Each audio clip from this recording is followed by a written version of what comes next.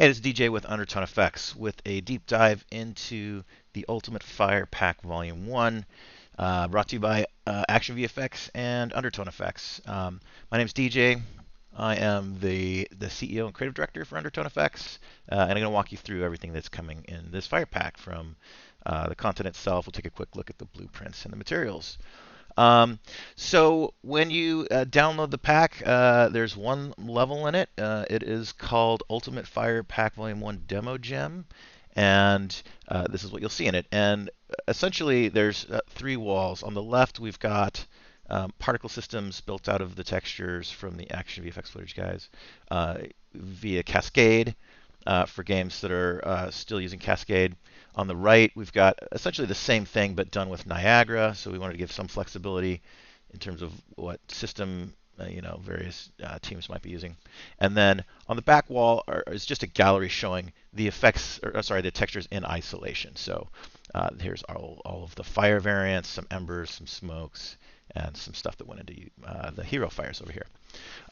So let's dig in. Let's check out. The main event is the fire textures themselves. So this comes right from the Action VFX library, a couple of different packs.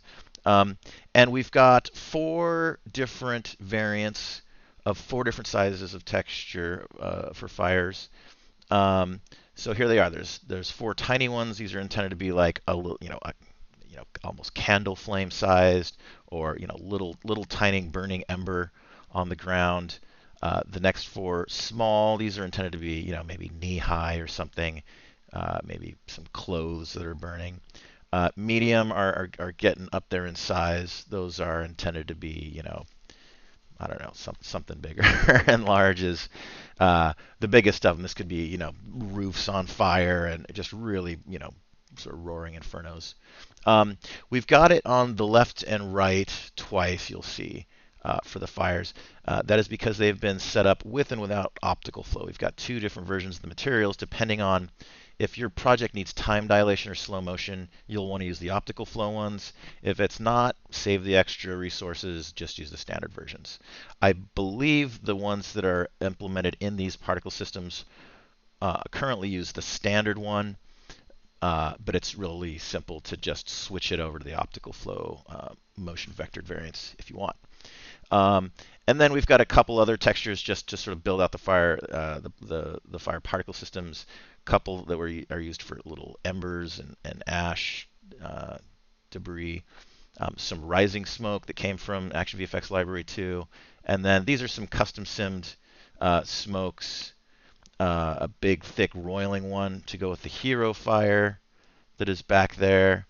And then a wispier one for where it is.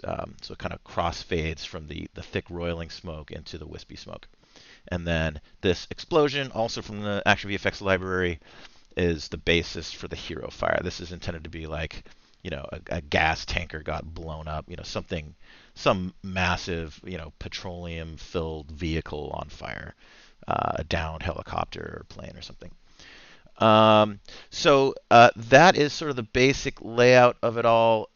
Let's take a look at the file structure. I'll show you what is included in the pack. So let's bring over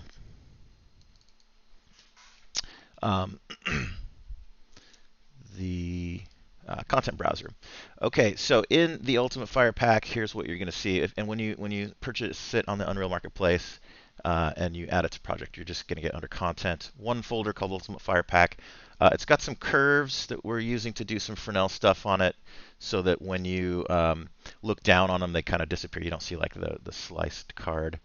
There's the test map that we were just looking at, and then we've got materials, meshes, particles, textures, and third-person assets. So third-person asset are Unreal sort of built-in assets that give us just this demo room, so we can run around with a character and see the fire from a third-person perspective. For materials, we've got them categorized by type. Whenever you see the name gallery, that is intended to represent the stuff on the wall that are not sort of like they're not intended to be proper, game-ready assets. They're just kind of to showcase, here's what all the textures are that were included in it. That's what gallery is intended to mean. So there's some distortion embers, The explosion is what's used by the hero fire. And then fire itself is sort of broken down by the four sizes are tiny, small, medium, and large.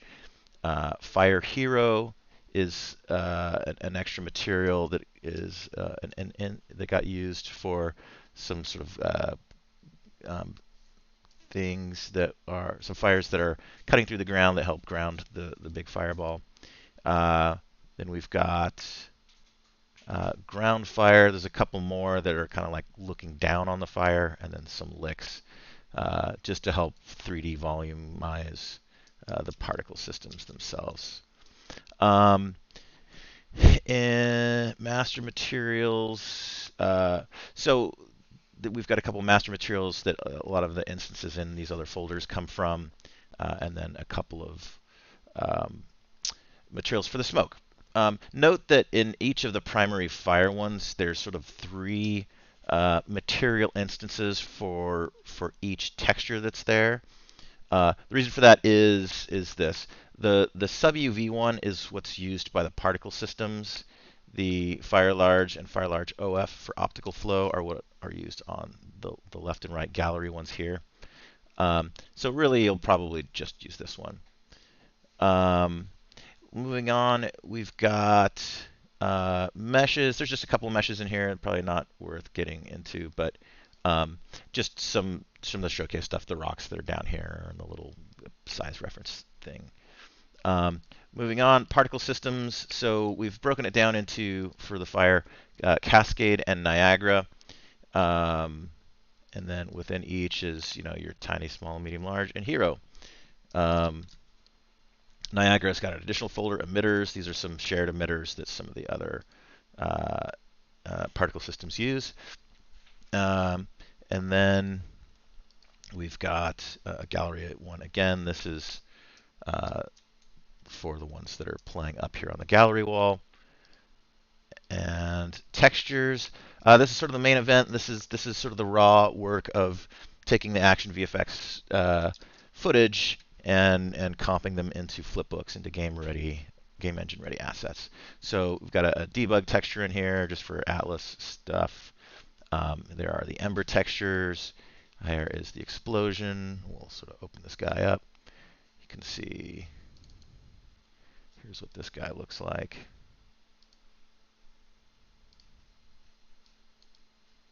And an explosion like this that goes to a dark smoke and then fades away, in my mind, has always tended to be paired with like a thick smoke that it sort of transitions over, that then is the thing that fades out.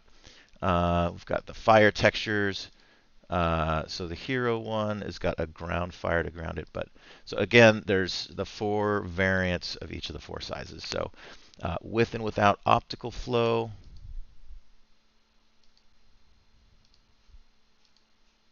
And then ground fire and some licks. Our logos are in there, some noise that some of the materials use, just a sort of generic normal, and then the smoke textures with normals. One of them is a channel packed, sort of custom rendered one. These are intended to be, if I can bring this one over, diffuse or albedo.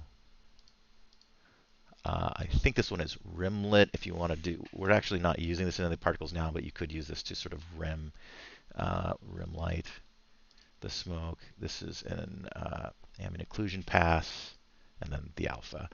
And this one, you can see it is not sort of filled with white. So you can, there's a little material manipulation that goes into making this like it's solid and thick. You do some, like multiply, saturate stuff to get this to become an opaque smoke. But it's meant so that you can now back it out and it'll gently fade out nicely. Then we've got the third-person assets are sort of the built-in Unreal content. So let's take a look at quickly some of the controls that are on that come with the Niagara versions of them. The Cascade ones are pretty fixed. Like you place them, they're not really that parameterized. They're here just to support people who are they're kind of just copy from here, place them, and then that's about it. The Niagara ones are robust systems that have tons of parameterization built into them. So quickly, if we look at, I'm going to expand the details view. So the fires, you can see that on the small ones, sorry, the cascade ones. All right, there's the two instances of the small fire placed. Here's the medium fire placed twice. Here's the large fire. The Niagara ones have size controls in them, so although this is the small fire, you can turn a number down and make it so that you've got a small one that has more embers and one that has no embers. Do you want no smoke, with smoke? So the intent is that as an environment artist or an effects artist is placing these around the level, one thing that's always a bummer is when they feel rubber stamped. It's like, oh, well, there's the same effect, just placed a bunch of times. So with these Niagara systems, they are meant for every single one of them to get a little bit of dialing so that no two look like the same thing at all. So here's the tiny one at 4 different sizes, with some have embers, some don't. So you'll see some common shared sections to the parameters in here. Flames, you can crank the speed, the temperature, you can overdrive the brightness, smoke density, wind. If you want to have, they support level wind, so if you go to place an actor, open this up, find this guy, get rid of the message log, and if you type wind in here, you can place a wind directional source in your level, and then whatever the wind is being set to do, all of the fires will lean in that direction. I will illustrate that real quick. So you need to turn it up quite a bit. Let's get the parameters for this guy.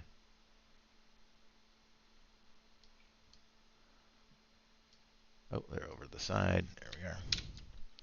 So here we go.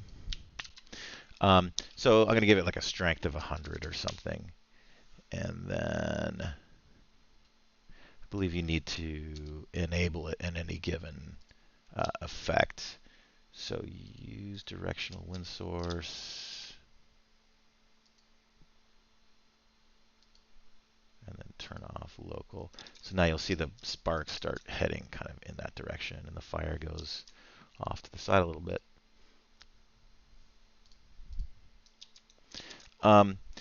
Or you can disable it and just set like a wind locally for any instance. So you can sort of change them if you want them to sort of, flow through a space or something. You won't use a global wind, you'll use a local one. So if I set this up to 100 and give it a wind direction, there we go. Now it kind of leans over that way.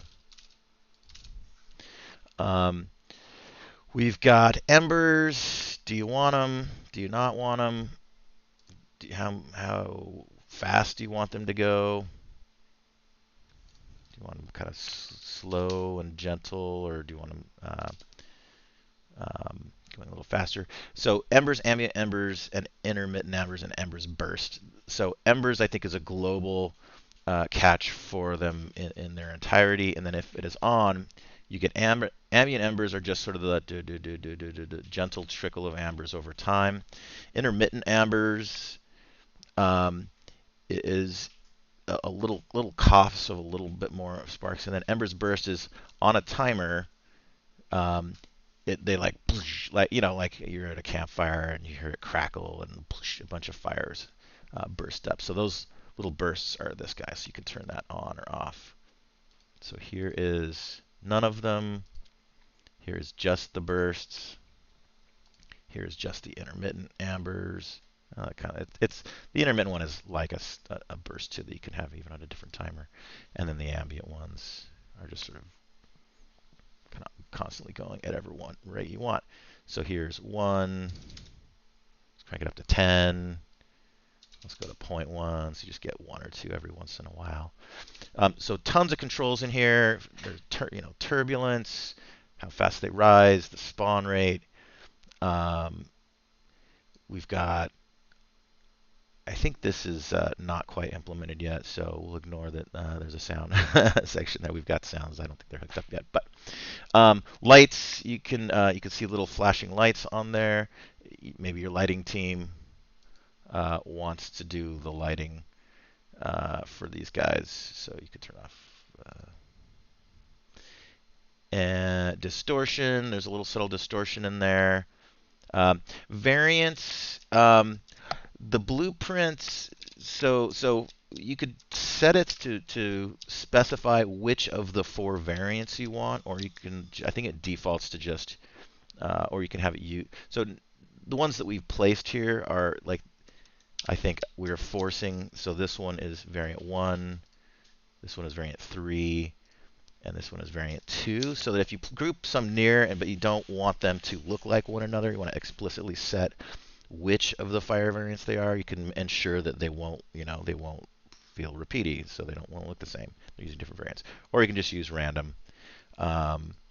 And that's about it. So that is the major features in the fire pack. Let me demonstrate one more thing. Optical flow within the standard and optical flow versions of the textures. So if I hit play here, and I'm going to sort of fly over to these, and if I type slow-mo 0.2, you can see that the standard fires get choppier. Now you're seeing the frame rate playback. The optical flow ones have now motion vectored interpolation. So this is to demonstrate if you want time dilation or slow motion in your game, use the optical flow ones. Let's put time back to 1. And that is about it for this pack. We're looking to do more in the future. We also wanted to sort of put out there for the community of people who are going to be using these. We want to support this and add on to it. And if you find bugs in it, we're going to fix them. Tell us what you guys want to see in that. Are there more variants? Do you want us to have another map that has, if this is standard, do you want another version with just the optical flow in it? We can do channel packed. We've got the textures in EXR format locally that we didn't include because the memory is very high. Do you want channel packed versions of these to be used with black body shaders? So we're open to sort of supporting this over time, and please do let us know what you guys want to see in this. All right, thank you very much for watching. This is DJ from Undertone FX. Bye-bye.